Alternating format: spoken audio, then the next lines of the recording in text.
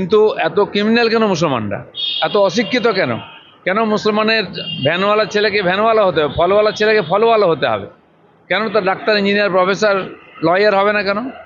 আজকে তোহা সিদ্দিকীকে প্রশ্ন করুন, কেন দিদির পায়ের তলায় বসে আপনি একজন পীরজাদা হয়ে তার চামচাগিরি করেন?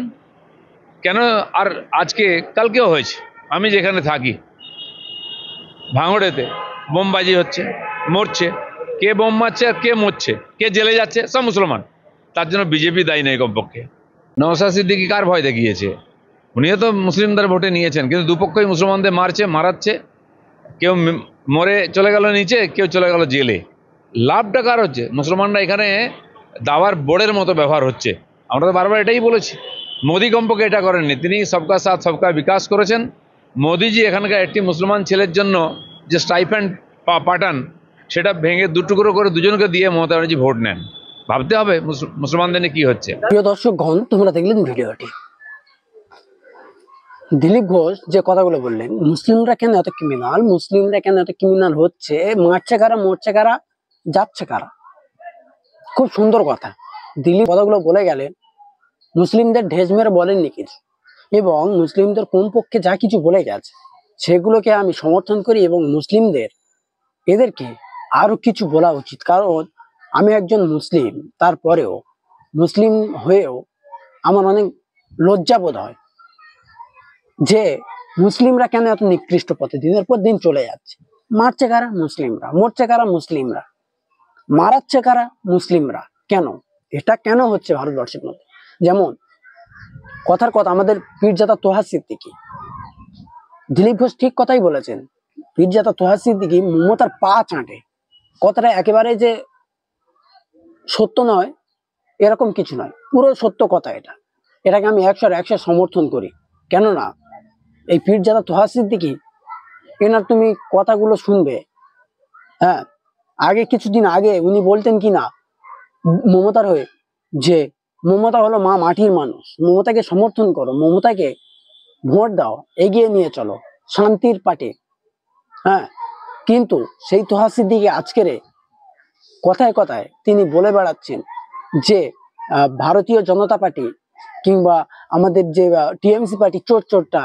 আবার এও মন্তব্য করছেন যে বিগত দিনে মনে হচ্ছে নওশাদ সিদ্দিকী ক্ষমতায় এলে আসতে পারে। এগুলো কোন ধরনের কথা? এর থেকে কি বোঝা যায়? এর থেকে কি বোঝা যায়?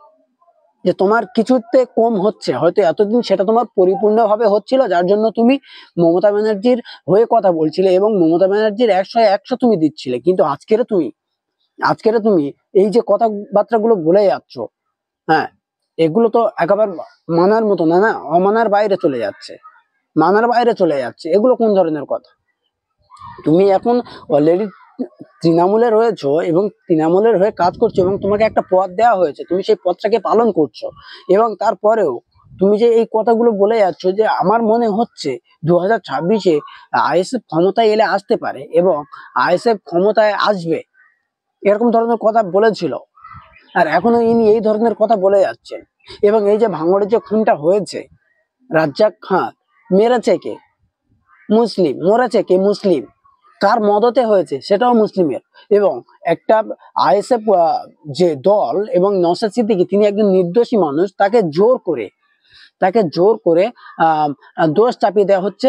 শওকত মোল্লা বলছিল এবং আরো তৃণমূলের যারা কর্মীরা তারা বলছিল যে কি এ আইএসএফ দের কাজ, আইএসএফ দের মদতে এই কাজগুলো হয়েছে, আইএসএফ এর কথাবার্তা এবং তাদের যোগাযোগে হিংসার কারণে আজকের এই টিএমসির রাজ্জাক খান মিত্র হয়ে গেছে। ভাই, একটা কথাবার্তার লাইন থাকা দরকার, একটা কথাবার্তার ধরন থাকা দরকার। কিন্তু এনারা যে কথাবার্তা গুলো বলছেন এবং কথাবার্তা যার ধরন, তার থেকে বোঝা যায় যে টিএমসির যে যারা জনকর্মী এবং টিএমসির যারা নেতা, তারা কত বড় চোর এবং তারা কত নিকৃষ্ট পথে চলে গেছে। শুধু পার্টির আশাতে এবং পার্টির ইচ্ছাতে কেউ কাউকে মানছে না, কে মুসলিম কে অমুসলিম, কে আমার গ্রামের ভাই কে আমার কলিজার ভাই, এগুলো মানামানির কোনো সিন নেই, সবকিছু এখন ভুলে গেছে এরা। কিন্তু শেষমেশ দেখা গেল যে এই শওকত মোল্লা তিনি যে প্রথম থেকে যে শিরোনাম গেয়ে গিয়ে আসছিলেন, সব দোষ আইএসএফ দের মততে এগুলো হয়েছে, কিন্তু আজকের দেখা যাচ্ছে 4-5 জন ব্যক্তি সব যারা মেরেছে এবং যাদের পিছনে হাত রয়েছে, রাজ্জাক মোল্লার মারার পিছনে যাদের হাত রয়েছে, তারাই সব টিএমসি, সব তৃণমূলের লোক, সব মুসলিম। তাহলে এর থেকে মানুষ সাধারণ কি ভাববে? এর থেকে মানুষ কি ভাবতে পারে যে যাদের আমরা ভালোবেসে এই পশ্চিমবাংলার মধ্যে যাদেরকে ঠাঁই দিয়েছি, যাদেরকে আমরা বড় করেছি, তারাই যদি এরকম একের পর এক দুর্ঘটনা ঘটিয়ে যায়, তাহলে মানুষ আর কি বিশ্বাস করবে? কোন দিকে যাবে? এই মুসলিমরা কোন দিকে যাবে? যেমন বিজেপির দিকে গেলে তারাও ছুটছে, টিএমসি তে আছে তারাও দিচ্ছে, কোন দিকে যাবে মানুষ? তাই আমি মুসলিমদের কাছে আহ্বান করি এবং তাদেরকে আমি বলতে চাই যে মুসলিমরা, তোমাদের এখনো টাইম রয়েছে। তোমরা যা কিছু করেছো অতীতে এবং ভবিষ্যতে যা কিছু করতে যাচ্ছ, সেগুলোকে তোমাদের ভাবা উচিত।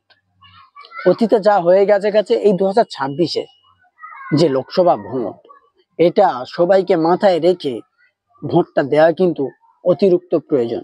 কারণ দিনের পর দিন যা দিনকাল এবং যা সমাজের অত্যাচার যা ব্যবহৃত হচ্ছে মানুষরা, এর থেকে বোঝা যায় যে আমাদের আগে যেরকম ছিলাম, সিপিএম, কংগ্রেস, তারাই ছিল, তারাই শান্তি ফিরিয়ে এনেছিল, তাদের মধ্যে শান্তি ছিল।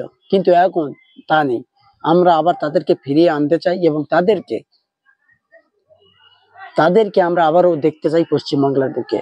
এতটুকুই বলবো, দেখা হচ্ছে পরের ভিডিওতে।